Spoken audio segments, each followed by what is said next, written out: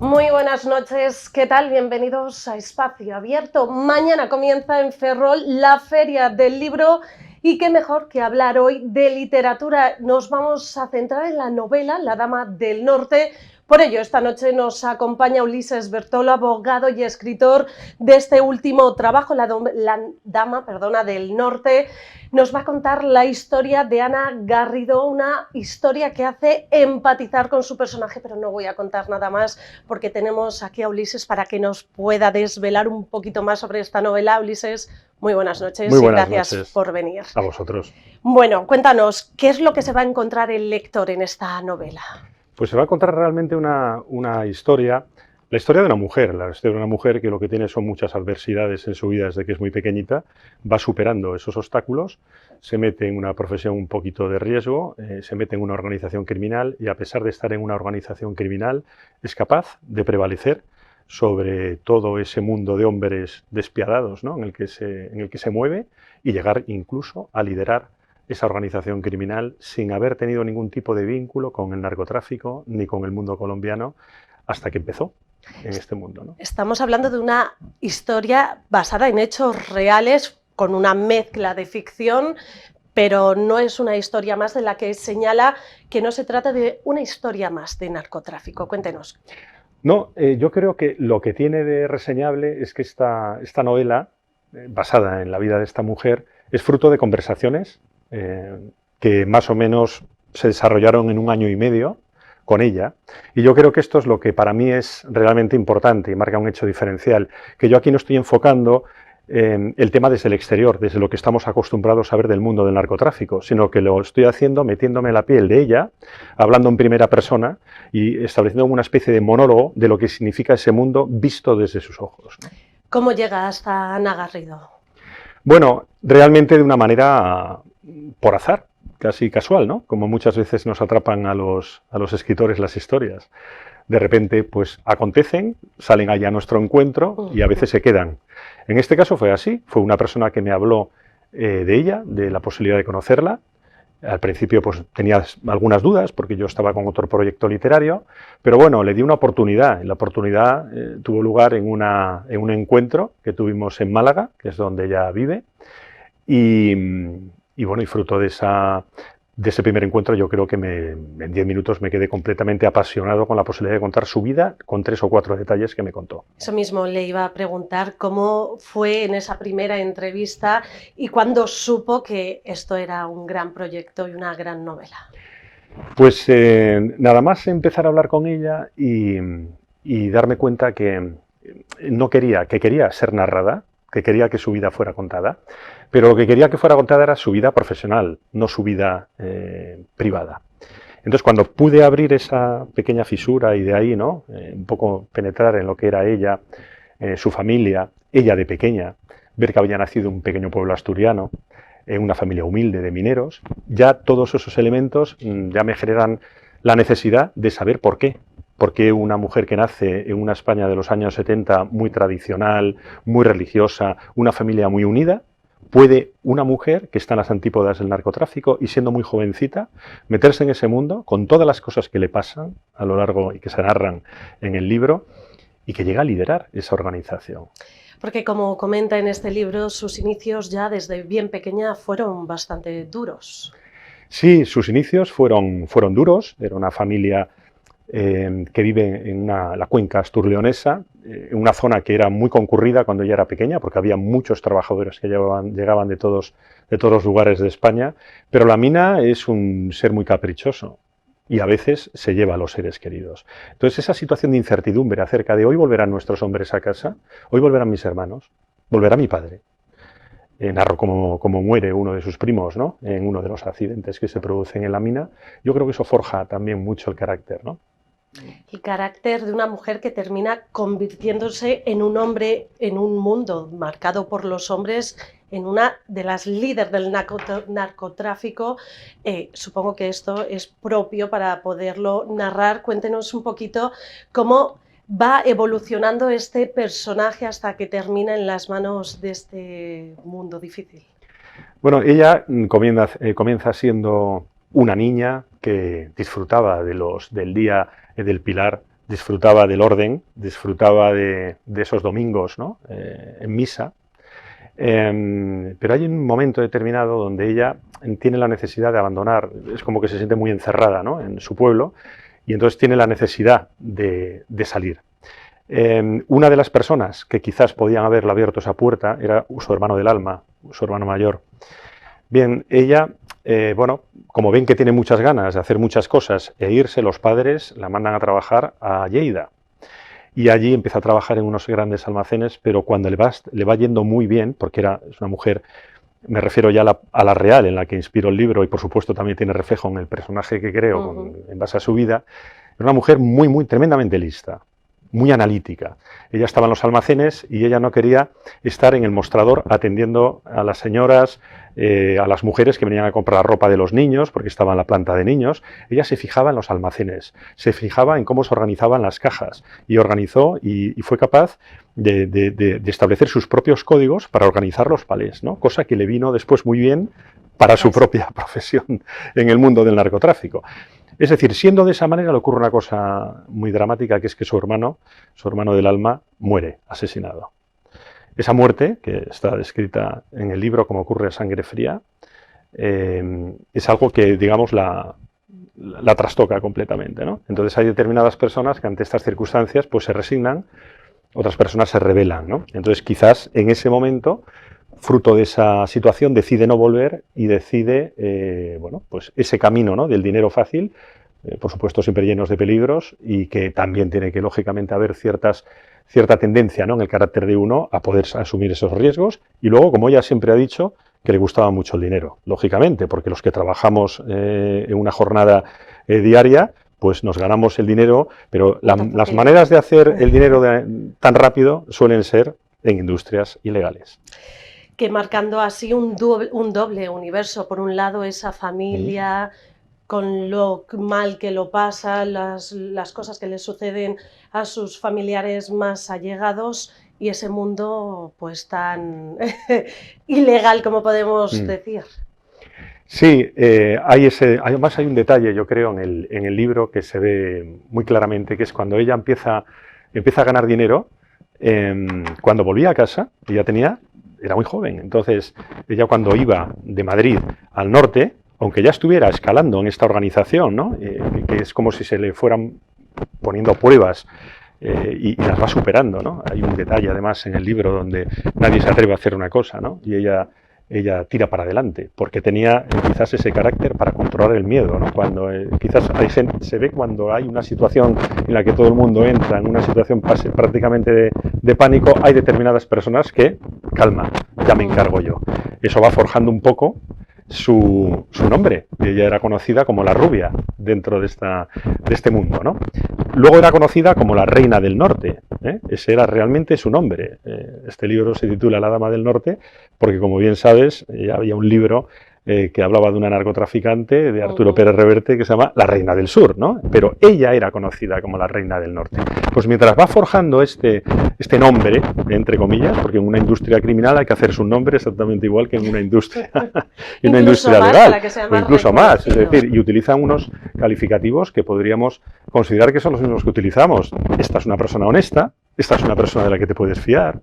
Entonces, estas cosas, claro, sorprenden, porque realmente el argot y la forma en la que uno interacciona con el mundo no cambia, ¿no? Pero en el reverso de esa moneda estaba lo que ella era, como hija, como madre, como hermana. Entonces hay un detalle donde cuando llega a casa, ella se despoja de las joyas y las deja en el coche, para no suscitar preguntas incómodas, claro.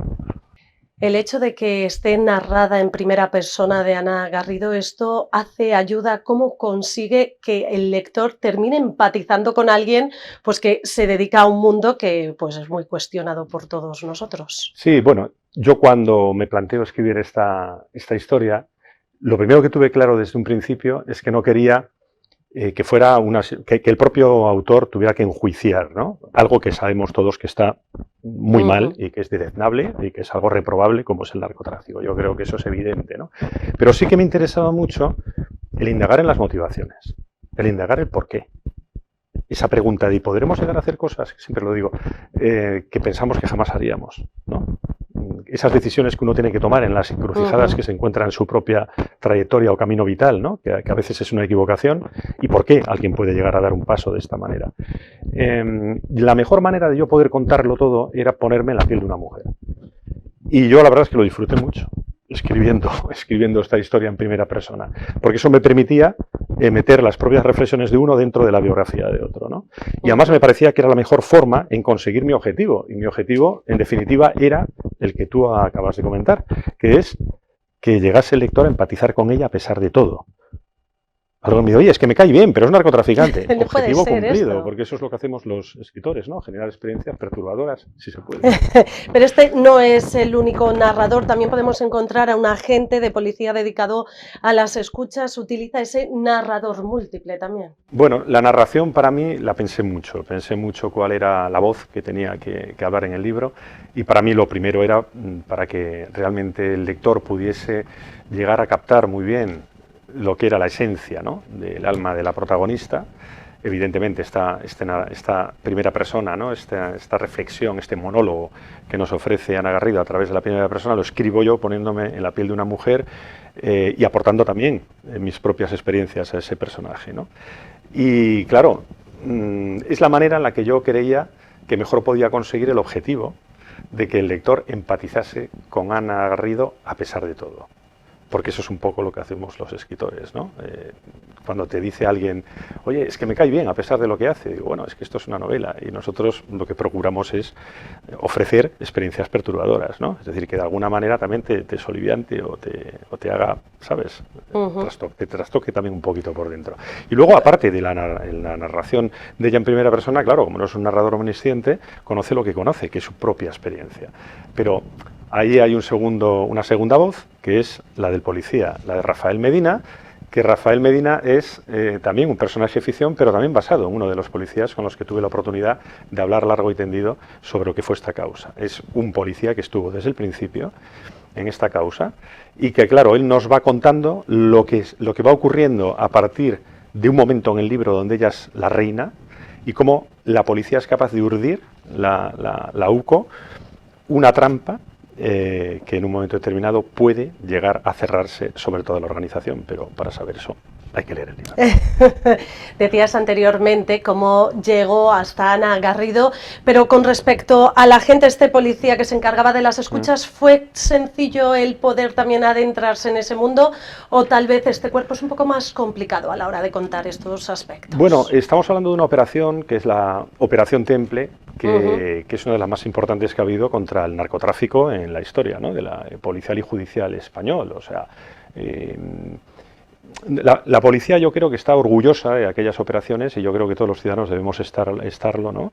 Y ellos tienen una comunicación muy fluida con la sociedad, porque quieren incluso, pues, hacer una labor didáctica. Y una de las cosas que uno ve cuando habla con la policía es el hecho es que se tiene que saber que este mundo, este poder económico, ¿no?, tan absolutamente desbordante como son organizaciones criminales como el narcotráfico u otras, se impregnan o permean en toda la sociedad, ¿no?, y en todas las partes y los segmentos de la sociedad. Entonces, a veces no te das cuenta, o a veces es fácil que alguien pueda caer en la trampa por aquello del dinero, ¿no? Que el dinero pues nos corrompe claro, al final. Entonces, hay que estar como muy atento, porque en estas organizaciones pueden haber criminales natos, y puede haber gente que acaba incluido entrando en el crimen y cometiendo delitos, pero que hay que estar alerta, ¿no? Entonces, por eso yo creo que el que se conozcan estas operaciones, que se conozcan las tripas de las cosas que ocurren, lo que opina la policía, a mí me parece absolutamente magnífico. Pero bueno, sí que es cierto que a mí fue muy importante, aparte de analizar la causa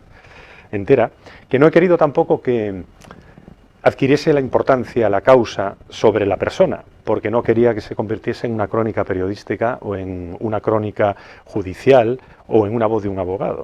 Eso le iba a comentar justamente. Deja al abogado fuera de este libro, aunque sí, yo creo que al final siempre... Pero yo intento muy mucho en todo lo que escribo, incluso si escribo en cuestiones que tienen que ver con crimen, que la voz del abogado no se note.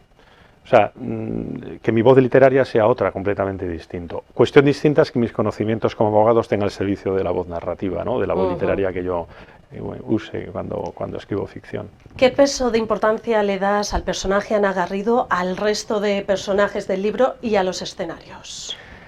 Bueno, muy buena pregunta, porque, a ver, el personaje principal y sobre el que pivota todo es Ana Garrido, hasta el punto que como yo estoy describiendo esta historia a través de sus ojos, incluso los escenarios en los que nos encontramos no están descritos de una forma exhaustiva.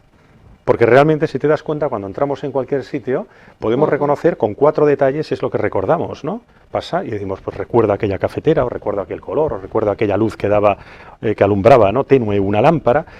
Encuentras destellos, ¿no? En tu memoria. Y esto es lo que yo hago. O sea, los de la descripción de la montaña, la descripción de los escenarios, la descripción de Marbella, descripción de Madrid, descripción de Colombia, todos los escenarios donde ella se desenvuelve, son destellos que quedan en su memoria. Son esos recuerdos que son suficientes para que el lector se ubique donde estamos, pero que no adquiera ni prevalezca bajo el recuerdo de alguien que de alguna manera se vea un narrador impostado, ¿no? Que nos está contando de más y que además puede incluso frenar lo que es el tempo, ¿no? De lo que yo le quiero imprimir a la historia, que es frenéticamente rápida. Cuando se desarrolla una serie de acontecimientos es como la vida misma, ¿no? Que a veces no te llega al aire. ¿Cuál podemos decir que es el hilo conductor? El miedo. El miedo y la muerte también tiene la muerte y el amor creo que son claves también para Ana Garrido. Sí, siempre van muy de la mano. Bueno, también, claro. Claro, el amor para ella, pues siempre digamos que es algo que no le funcionó. El amor me refiero de pareja, el amor, pero sí que el gran amor de su vida fue su hijo, ¿no?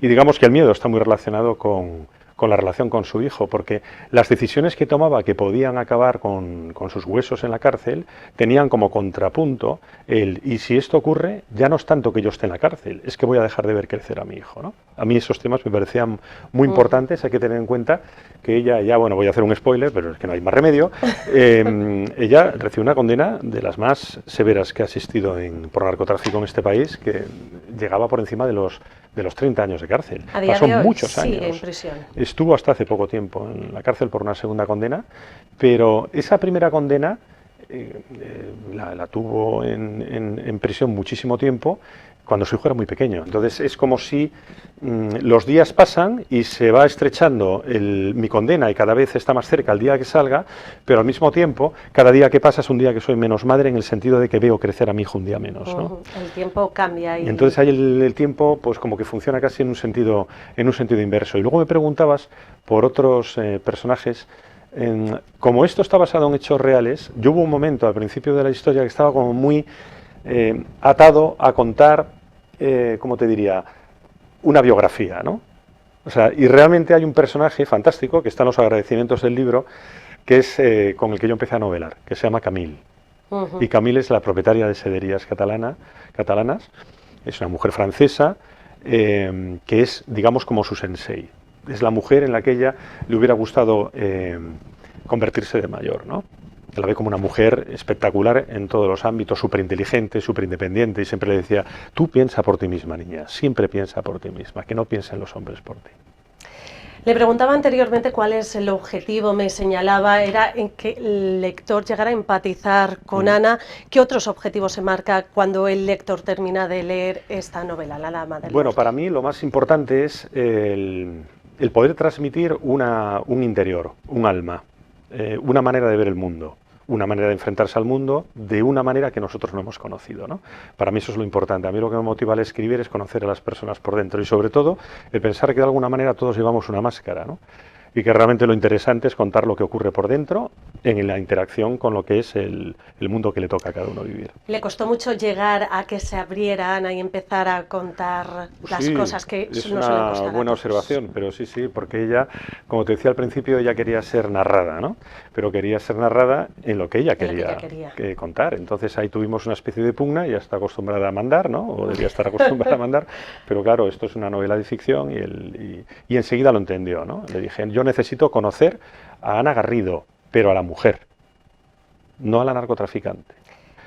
Ese es un poco, yo creo que fue el punto hasta que eso se rompió, ese muro que se había impuesto y se abrió y poco a poco fui conociendo quién era, es cuando realmente entró la pasión por escribir esta historia.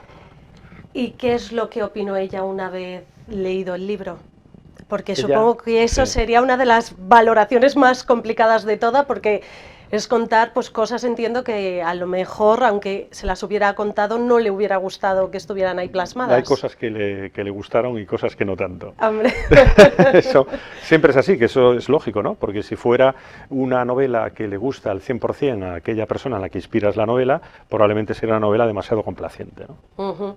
Para aquellas personas que nos estén escuchando y tengan ganas de leer esta novela, La Dama del Norte, ¿cómo la catalogarías? ¿Una novela negra? ¿Qué tipo de género? ¿A qué género pertenece? Bueno, no diría que es una novela negra porque no responde al canon estricto de lo que es una novela negra, pero bueno, como la novela negra, digamos que, como ya decía Vázquez Montalbán, ¿no? Lo que hay que hacer es intentar violentar sus límites para llevarlo a otro extremo. Tiene tintes de novela de misterio, tiene tintes de novela negra porque evidentemente hay muchas cosas en su vida que responden al género. Entonces yo diría que es una novela costumbrista, porque es realmente lo que es una historia de una mujer que ocupó una parte importante, ¿no?, de lo que era un mundo criminal a finales de los años 90, que recorre su vida desde los años 70. Y que el narcotráfico es la profesión que está presente en el libro para enseñarnos las adversidades que ella tiene que enfrentar en la vida, ¿no? ¿A qué tipo de lector va dirigida? Yo creo que para un público muy transversal, porque aquí podemos encontrar esa parte intimista, pero aquí vamos a ver episodios de violencia, de situaciones vistas desde sus ojos, de situaciones en las que uno está, en las decisiones que toma entre la vida y la muerte, situaciones de secuestros, situaciones de chantajes, situaciones de extorsiones, cambios de identidad, escenarios distintos, viajes aquí, viajes allá, cantidades de dinero, la subida, la caída, la derrota, el éxito, la victoria, el amor. También está presente el amor, está presente la manera en la que ella vive cuando se casa con 16 años el primer amor, y qué es lo que va ocurriendo con cada uno de esos hombres, ¿no? Hemos podido ver que en anteriores trabajos, tanto La sustancia invisible de los cielos y también Ortodoxia, han tenido una muy buena acogida, ya no solo por la parte más crítica, sino por los lectores. ¿Qué tal acogida está teniendo La Dama del Norte? Muy buena, la verdad es que la novela ya está en el mercado desde hace... Bueno, aproximadamente yo creo que salimos en marzo del año pasado, abril del año pasado, y sigue estando presente, sigue habiendo muchas iniciativas, clubes de lectura, festivales a los que uno acude, presentaciones. O sea, la verdad es que no hay nada mejor para un autor que haya una larga vida, ¿no?, para una novela. Y si hablamos de presentaciones, esta misma tarde, antes de venir aquí a este espacio abierto, ha estado en la presentación de este libro en el Ateneo Ferrolano con dos presentadoras de excepción. ¿Qué tal ha ido? Bueno, ha ido magnífico, las presentadoras y la acogida ha sido maravillosa y la verdad es que no podía tener mejor recibimiento en Ferrol que el que he tenido en el Ateneo. ¿Está trabajando ya en un futuro proyecto? Eso siempre, siempre. Oye, a lo mejor esta visita a Ferrol hace que coja... Uy, aquí hay mucho contenido, hay mucha historia en Ferrol, y sí, la verdad es que sería maravilloso el poder ubicar alguna vez una historia, porque la propia historia, valga la redundancia, de Ferrol da para muchas cosas, sí. Y realmente sí, trabajando ya en proyecto literario, eso siempre lo estamos haciendo. Hablábamos antes de empezar del tren. El tren es un lugar en el que algunos autores que tenemos otras profesiones, utilizamos para ese tiempo llenarlo, ¿no? Oye, y también el tren, donde pasan numerosas personas y pasa de todo, porque estás un buen rato ahí, te puede ayudar también a dar alguna idea. Es bastante habitual que se inspiren algunos personajes viajeros de los trenes. Sí, hombre, eso está a lo largo de la historia y yo también estoy muy atento. También. Para finalizar este espacio abierto, ¿por qué no podemos perdernos la oportunidad de leer La Dama del Norte? Bueno, yo creo porque hay una parte humana, hay una parte donde vamos a ver la historia del narcotráfico, aunque sea una novela, en base a conversaciones que yo he tenido con una protagonista. Esto no ha ocurrido. No hay libros, aunque sean ficcionados, historias que estén basadas en las conversaciones autorizadas por la propia protagonista, ¿no? Yo creo que esto es el elemento esencial, porque esto se trata de una etapa donde se superan los primeros narcotraficantes, ¿no?, que, digamos, se consideraban inmunes ante el sistema policial y el sistema judicial. Pero si nos tratamos un poquito en la actualidad y cómo están las circunstancias... Claro, pero de aquella había una ostentación muy grande. Ella ya pertenece a una segunda generación donde ya procuran no hacer ostentación, donde ya ha habido, digamos, un avance de las fuerzas y cuerpos de seguridad del Estado por los medios que aportan, humanos, tecnológicos, etcétera. Y entonces ahí vamos a ver una evolución constante de lo que era antes a lo que era después, y vamos a ver también unas cosas que nos van a sorprender, porque hay veces en los que uno no se da cuenta quién son los buenos y quién son los malos. Al final del libro también se encontrará alguna crítica con respecto a lo que aconteció con respecto a este proceso judicial. Yo creo que después de esta entrevista todo el mundo quiere leerse La Dama del Norte y conocer a Ana Garrido y saber si conseguimos empatizar o no con ella. Ulises Berdola, ha sido un placer tenerle esta noche aquí. Gracias. El placer ha sido mío. Muchas gracias. Y también gracias a todos ustedes. Recuerden que nos pueden seguir a través de nuestra página web, en las redes sociales, en nuestro canal a la carta de YouTube o también en la radio Metro FM. Que pasen una feliz noche.